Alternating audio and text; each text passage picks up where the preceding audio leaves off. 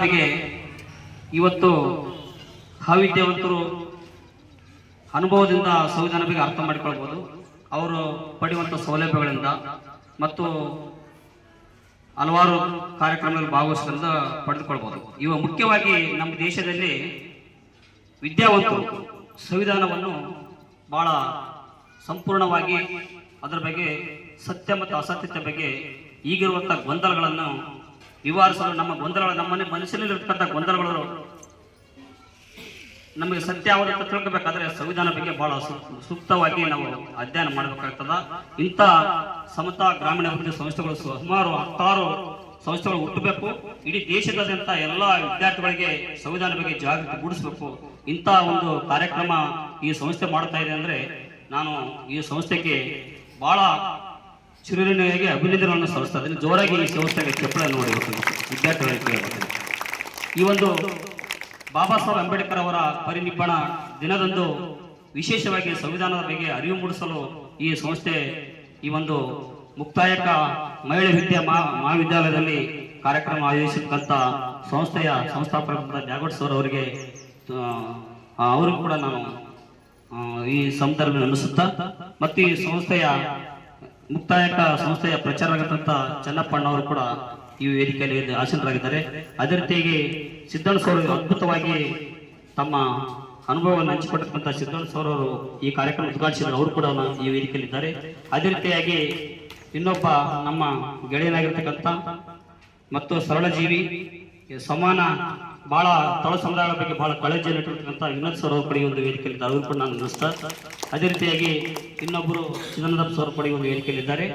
ಈಗ ಮುಖ್ಯವಾಗಿ ಇವತ್ತು ಶಿವರಾಜ್ ರುದ್ರಾಕ್ಷಿನ ಈ ಒಂದು ಕಾರ್ಯಕ್ರಮದಲ್ಲಿ ಭಾಷಣಕಾರರಾಗಿ ಈ ಸಂಸ್ಥೆಯನ್ನು ಅವಕಾಶ ಮಾಡಿಕೊಟ್ಟಿದೆ. ಇದು ಬಾಬಾ ಸಾಹೇಬ್ ಅಂಬೇಡ್ಕರ್ ಬರೆದುಕೊಟ್ಟಂತ ಸಂವಿಧಾನ. ಇವತ್ತು ಎಲ್ಲೇ ಇರುವ ಸಮಾಜದವರು ಬೆರಳೆಣಿಕೆಯಷ್ಟು ಕಣ್ಣಿಗೆ ಕಾಣದಂತ ಸಮುದಾಯದವರು ಇವತ್ತು ಮುಖ್ಯವಾಗಿ ಬರಬೇಕು.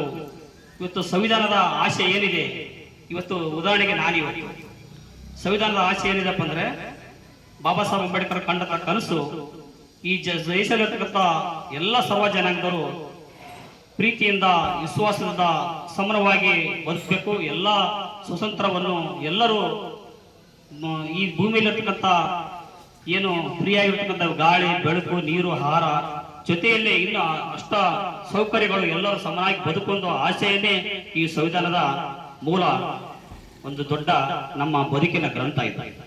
ಇಂಥ ಗ್ರಂಥ ಇವತ್ತು ಅವಕಾಶ ಕೊಟ್ಟಿದ್ರೆ ಇವತ್ತು ಸಮತಾ ಗ್ರಾಮೀಣ ಅಭಿವೃದ್ಧಿ ಸಂಸ್ಥೆ ಇವತ್ತು ಅಲೆಮಾರಿ ಸಮುದಾಯದ ಹುಡುಗ ಎಲ್ಲೇ ಇದ್ದಾನ ಅವನಿಗೆ ನಾನು ನಿಜವಾಗ್ಲೂ ನನ್ನ ಭಾಷಣಕಾರರಲ್ಲ, ನಾನು ಆದ್ರೂ ಕೂಡ ಅವರು ಭಾಷಣಕಾರರಾಗಿ ನಾನು ಹಾಕಿದ್ದಾರೆ.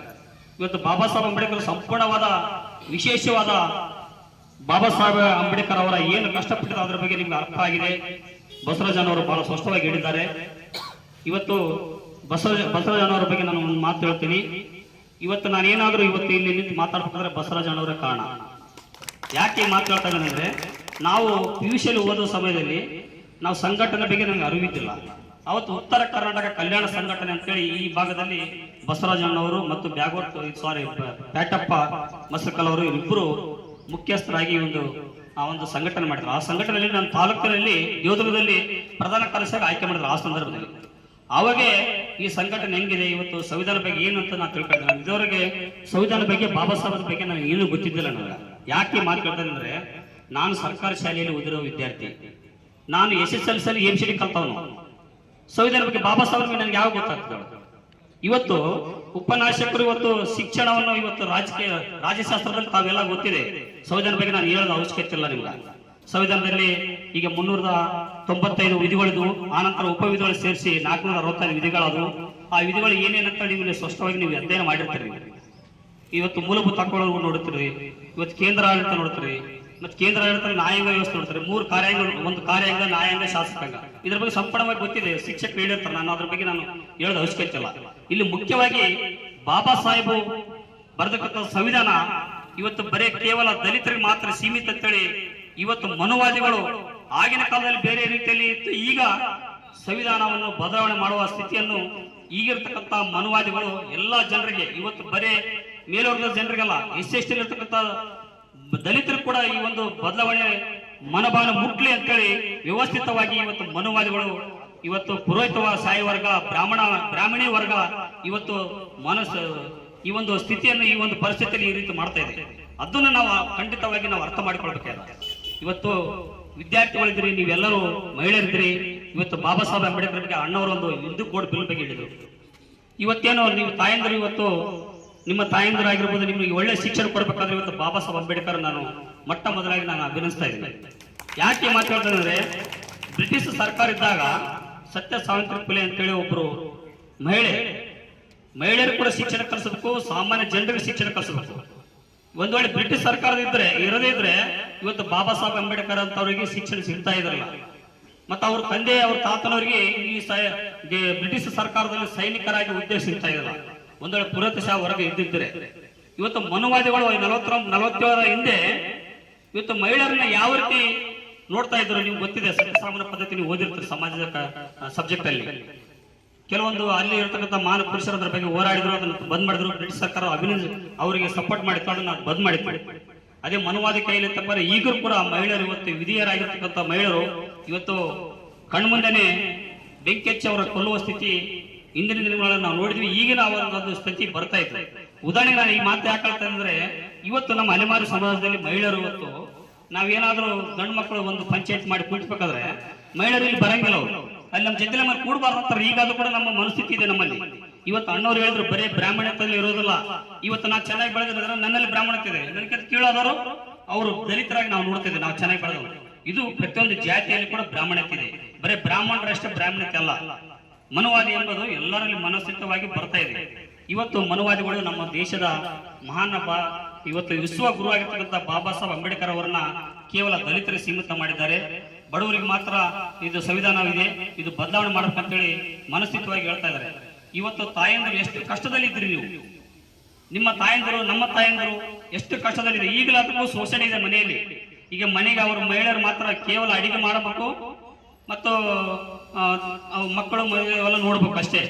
ಅದು ಅವ್ರು ಮತ್ತೆ ಉದ್ಯೋಗ ಮಾಡಬಾರ್ದು, ಅವ್ರಿಗೆ ಮತದಾನ ಹಕ್ಕು ಕೊಡಬಾರ್ದು, ಅವರು ಮಾತಾಡಬಾರ್ದು, ಮುಂದೆ ಬರಬಾರ್ದು, ಯಾವುದೇ ರಾಜಕೀಯವಾಗಿ ಬೆಳಿಬಾರ್ದು, ಶಿಕ್ಷಣ ಕಲಿಬಾರ್ದು ಅಂತೇಳಿ ಇದು ಜಿಡ್ಡುಗಟ್ಟಿದ ಒಂದು ಸಂವಿಧಾನದಲ್ಲಿ 47ರ ಪೂರ್ವದಲ್ಲಿ ಇತ್ತು. ಈಗ ತಾಯಂದಿರು ನೀವು ಅರ್ಥ ಮಾಡಿಕೊಳ್ಬೇಕು. ಹಿಂದೂ ಕೋಡ್ ಬಿಲ್ ಇವತ್ತು ಏಕೈಕ ಇಡೀ ಪ್ರಪಂಚದಲ್ಲೇ ಮಹಿಳೆಯರಿಗಾಗಿ ಹೋರಾಟ ಮಾಡಿದ ವ್ಯಕ್ತಿ ಯಾರಾದ್ರೆ ಬಾಬಾ ಸಾಹೇಬ್ ಅಂಬೇಡ್ಕರ್ ಅವರು.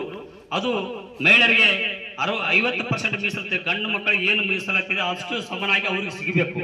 ತಂದೆಯಲ್ಲಿ ಆಸ್ತಿ ಹಕ್ಕು ಸಿಗಬೇಕು, ಮತ್ತೆ ಉದ್ಯೋಗದಲ್ಲಿ ಸಮನಾಗಿ ಉದ್ಯೋಗ ಕೊಡಬೇಕು, ಮತ್ತು ಅವ್ರು ಸಮನಾಗಿ ಶಿಕ್ಷಣ ಸಿಗಬೇಕು.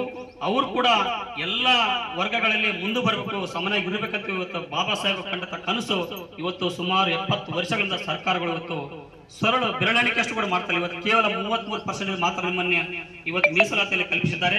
ಇವತ್ತು ಸರ್ಕಾರ ಕೂಡ 50% ಮೀಸಲಾತಿ ಇವರಿಗೆ ಸಂಪೂರ್ಣ ಸಿಗಬೇಕಾಗಿದೆ. ಅದು ನಾವು ಬಾಬಾ ಸಾಹೇಬ್ ಅಂಬೇಡ್ಕರ್ ಅವರ ಕನಸನ್ನು ನೆನಸಾದಂತ ಆಗ್ತದೆ. ಇವತ್ತು ಬಾಬಾ ಸಾಹೇಬ್ ಅಂಬೇಡ್ಕರ್ ಅವರು ಡಿಸೆಂಬರ್ 6, 1956ರಲ್ಲಿ ನಮ್ಮನ್ನು ಬಿಟ್ಟು ಅಗಲ್ತಾರೆ. ಅವರ ಆಪ್ತ ಕಾರ್ಯದರ್ಶಿ ಆಗಿರ್ತಕ್ಕಂಥ ರತ್ನ ಸರ್ ಅವರು ಅವ್ರ ಮುಂದೆ ತಮ್ಮ ಅಳನನ್ನು ವ್ಯಕ್ತಪಡಿಸ್ತಾರ. ದುಃಖದ ದಿನಗಳು ಇವತ್ತು, ಬಹಳ ದುಃಖದ ದಿನ. ಇವತ್ತು ಬಾಬಾ ಸಾಹೇಬ್ ಅಂಬೇಡ್ಕರ್ ಏನಾದರೂ ಸುಮಾರು ಇನ್ನೂ ಒಂದು 20 ವರ್ಷಗಳ ಕಾಲ ಬದುಕಿದ್ರೆ ಈ ಸಂವಿಧಾನದಲ್ಲಿರ್ತಕ್ಕಂಥ ಎಲ್ಲ ಆಶಯಗಳು, ಎಲ್ಲ ಸವಲತ್ತುಗಳು ಇಡೀ ಸರ್ವ ಜನಾಂಗದ, ಒಂದೇ ಜನಾಂಗದ ಯಾವುದೇ ಸಮುದಾಯದ ಬಡವರು ಇರಲಿ ಅಂತವರಿಗೆ ಈ ಸೌಲಭ್ಯ ನೇರವಾಗಿ ಮುಟ್ಟುವ ಕೆಲಸ ಅವ್ರು ಮಾಡ್ತಾ ಇದ್ರು. ಇವತ್ತು ಅವ್ರ ಕಣ್ಣು ಮುಂದೆನೆ ಇವತ್ತು ಅವರು ಸಂವಿಧಾನ ರಚನೆ ಮಾಡಿದ ನಂತರ ಸಂವಿಧಾನ ಬಗ್ಗೆ ಅಣ್ಣವ್ರು ಸ್ಪಷ್ಟವಾಗಿರ್ತಾರೆ, ಮತ್ತೆ ರಿಪೀಟ್ ಮಾಡಂಗಿಲ್ಲ ನನ್ನ ಬಗ್ಗೆ. ನಾನು ಸಂವಿಧಾನ ರಚನೆ ಮಾಡಿದ್ರೆ ಕಷ್ಟಪಟ್ಟು ಮಾಡಿದ ಮೇಲೆ ಮಹಿಳೆಯರಿಗಾಗಿ ರಾಜೀನಾಮೆ ಕೊಟ್ಟು ಹೋಗ್ತಾರ. ಮತ್ತೆ ಅವರು ಕಂಡ ಕೊನೆಯ ದಿನಗಳಲ್ಲಿ ಮಾತನಾಡ್ತಾರ. ಅವರು ಇದನ್ನು ಅರ್ಥ ಮಾಡಿಕೊಳ್ಬೇಕು. ನಾನು ಬರೆದಂತ ಸಂವಿಧಾನ ಇವತ್ತು ನನ್ನ ಜನ ಇವತ್ತು ಭಾರತ ದೇಶದಲ್ಲಿರ್ತಕ್ಕಂಥ ಬಹುಸಂಖ್ಯಾತರಾಗಿರ್ತಕ್ಕಂಥ ಬಡ ಜನ, ಎಲ್ಲಾ ವರ್ಗದಲ್ಲಿ ಎಲ್ಲಾ ಸಮುದಾಯಗಳಿರ್ತಕ್ಕಂಥ ಬಡ ಸಮುದಾಯಗಳು, ಅಸ್ಪೃಶ್ಯರಾಗಿರ್ಬೋದು, ದಲಿತರಾಗಿರ್ಬೋದು, ಹಿಂದುಳಿದವರಾಗಿರ್ಬೋದು, ಎಷ್ಟಾಗಿರ್ಬೋದು, ಮತ್ತೆ ಬೇರೆ ಮೇಲ್ವರ್ಗದಲ್ಲಿರ್ತಕ್ಕಂಥ ಬಡವರು, ಶೋಷಣೆಗೊಳಗಾದಂಥವ್ರು, ಅವರೆಲ್ಲರಿಗೆ ಈ ಭಾರತ ದೇಶದ ಸಂಪತ್ತು ಸಮನಾಗಿ ಹಂಚಬೇಕು. ಈ ಸಂಪತ್ತು ಎಲ್ಲರೂ ಸಮನಾಗಿ ಪ್ರೀತಿಯಿಂದ ಹಂಚಿಕೊಂಡು ಜೀವಿಸಬೇಕಂತ ಕನಸನ್ನು ಕಂಡಿರ್ತಕ್ಕಂಥ ಬಾಬಾ ಸಾಹೇಬ್ ಅಂಬೇಡ್ಕರ್ ಅವರು ನನ್ನ ಮುಂದೆ ಆತನ ಸಂವಿಧಾನ ಬಂದ ಸುಮಾರು 56 ವರ್ಷಗಳು, 56ರಲ್ಲಿ ಅವರು ಮರಣ ಹೊಂದಿರ್ತಾರ. 1950ರಲ್ಲಿ ಸಂವಿಧಾನ ಜಾರಿಗೆ ಆಗ್ತದ. 1949 ಪೀಠಿಕೆಯಲ್ಲಿ ಇದನ್ನು ವಿನೋದ್ ಸರ್ ಹೇಳಿದ್ರು 49 ನವೆಂಬರ್ 26ರಂದು ನಾವು ಸಂವಿಧಾನ ನಾವೇ ಅಂಗೀಕರಿಸಿಕೊಂಡಿರ್ತೀವಿ ಮತ್ತು ಗಣರಾಜ್ಯವಾಗಿ ಇದು ಸಂವಿಧಾನದ ಜನವರಿ 26 1950ರಂದು ಸಂವಿಧಾನ ಸಂಪೂರ್ಣವಾಗಿ ಜಾರಿಗೆ ಮಾಡಿ ಚುನಾವಣೆ 51 52ರಲ್ಲಿ ಚುನಾವಣೆ ನಡೆಸ್ತಾರ.